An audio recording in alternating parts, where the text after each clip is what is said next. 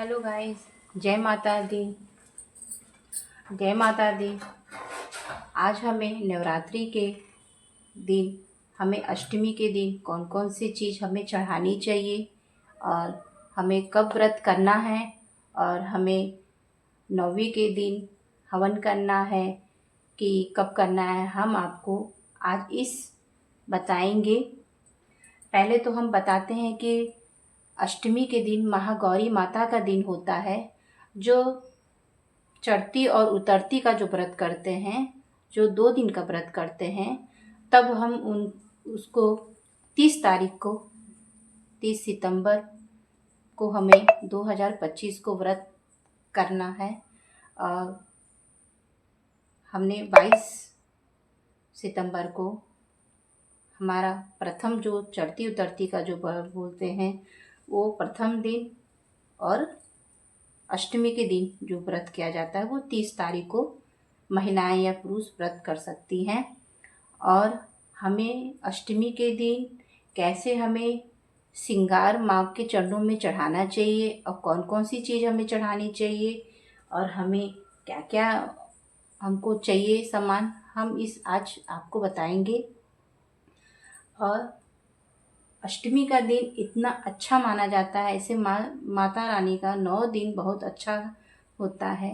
और अष्टमी के दिन जो हम चीज़ माता रानी के चरणों में चढ़ाते हैं उसे सौभाग्य प्रदान होती है।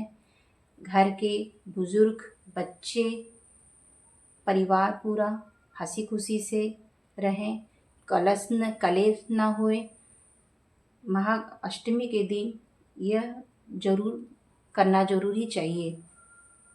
पहले हम आपको बताएंगे हमें क्या क्या अष्टमी के दिन करना चाहिए। हमें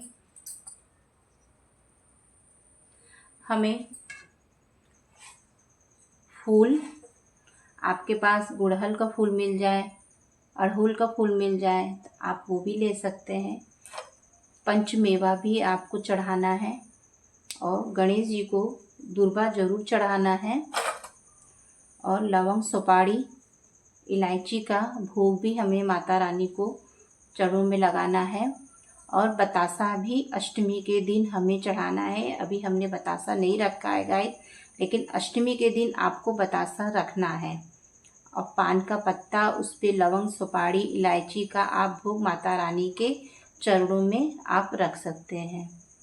देखिए, और ये जो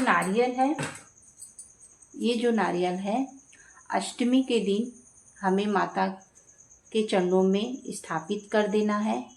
और हमें उस दिन, नौवीं के दिन, हम इसको प्रसाद के रूप में परिवार में बांट देंगे। और ये गाय का घी जो है ये आपको माता रानी के में जलाना है। और आपके पास ये सामान असमस्त है, नहीं ले पा रहे हैं, कोई दिक्कत, कोई परेशानी है, तो आप एक नारियल और एक गाय का घी का दीपक माता रानी के चरणों में आप स्थापित कर दीजिए। माता रानी बहुत, इतने से ही माता रानी खुश हो जाएंगी। और हमें ये जो कलश का जो नारियल है, हमें इसको बहते हुए पानी में प्रभावित कर देना है। और ये नारियल को हम नौवीं के दिन प्रसाद के रूप में परिवार में हम बांट देंगे। और हमने पंचमेवा भी माता रानी को सुबह भोग में लगाया था। और हमें श्रृंगार के सामान में हमने 16 श्रृंगार माता रानी को चढ़ाया जाता है। और नहीं भी है तो आप मात्र चूड़ी या बिंदी और सिंदूर आप माता रानी के चरणों में ज़रूर चढ़ाइए। और नहीं, आपके पास भगवान की कृपा से सब कुछ है तो आप 16 श्रृंगार माता रानी को चढ़ाइए।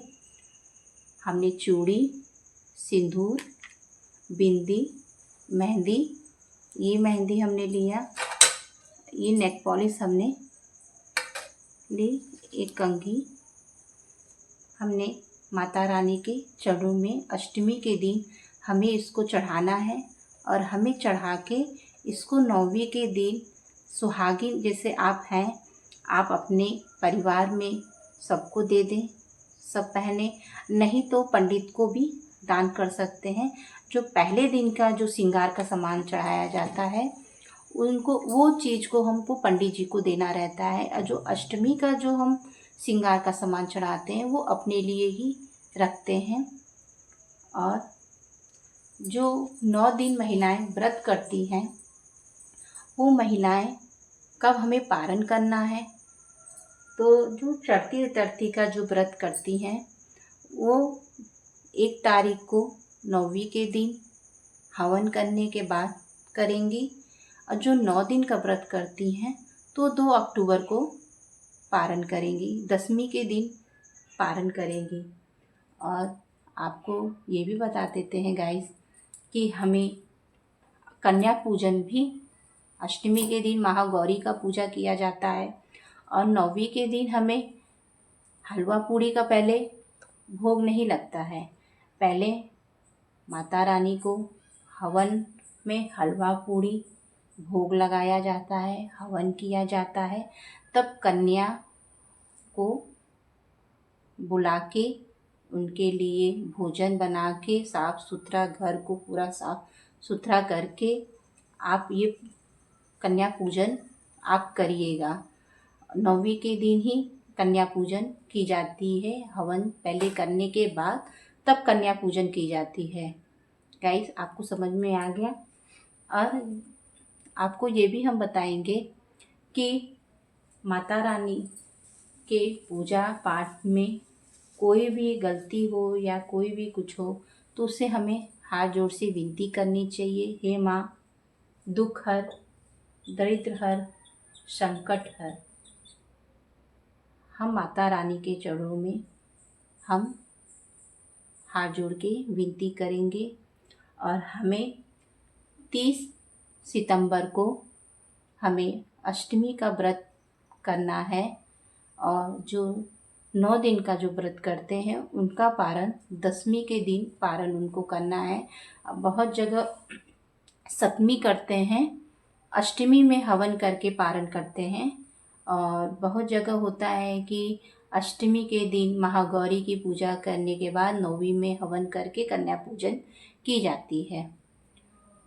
देखिए, हमने माता रानी के श्रृंगार में हमने श्रृंगार का सामान और अष्टमी के दिन जो जो चीज़ चढ़नी है वो चीज़ हम आपको बता रहे हैं। और आपके पास कुछ भी ऐसा नहीं हो पा रहा है, नहीं परेशान है, नहीं हो पा रहा है, तो आप एक नारियल और गाय के घी का दीपक आपको ज़रूर माता रानी के चरणों में रखना है। और आप मेरी वीडियो आपको अच्छी लगी हो तो कमेंट में जय माता जी बोलिएगा। और देखिए, हमने कलश स्थापना, हमने गौरी गणेश, हमने कलश, हमने अखंड ज्योत जलाई है। और हमने अष्टमी के दिन महागौरी के दिन क्या क्या चीज़ हमें चढ़ाना चाहिए। और हवन के लिए हवन सामग्री आप लेके उसमें आप 9वीं के दिन या अष्टमी के दिन हवन करिएगा। पंडित जी को बुला के हवन करवाइएगा। और आपको मेरी वीडियो अच्छी लगी हो तो जय माता जी बोलिएगा गाइस। और लवंग, पान का पत्ता, 1 सुपारी, 1 लवंग, 1 इलायची हमें माता के भोग में हमेशा रोज़ 9 दिन हमें अष्टमी तक हमें चढ़ाना चाहिए। 9वीं के दिन भी चढ़ा के तब हमें हवन करना चाहिए। अभी हम माता रानी के चरणों में स्थापित कर देंगे। आपके पास सीजनल फ्रूट हो या मेवा हो या कोई भी मीठा चीज़ हो। और माता रानी के अष्टमी में और नौमी के दिन हवन में माता रानी को भोग में हलवा पूड़ी का भोग लगता है। बहुत जगह खीर भी बनाई जाती है, खीर का भी माता रानी को भोग लगता है। जहाँ जैसा होता है वहाँ वैसा ही करिए। हमारे यहाँ हलवा पूड़ी का भोग लगता है, तो हम नौमी के दिन हलवा पूड़ी का भोग बना के माता रानी के चढ़ाएंगे। आपको मेरी वीडियो अच्छी लगी हो तो लाइक एंड कमेंट करिए और सब्सक्राइब करिए। जय माता दी।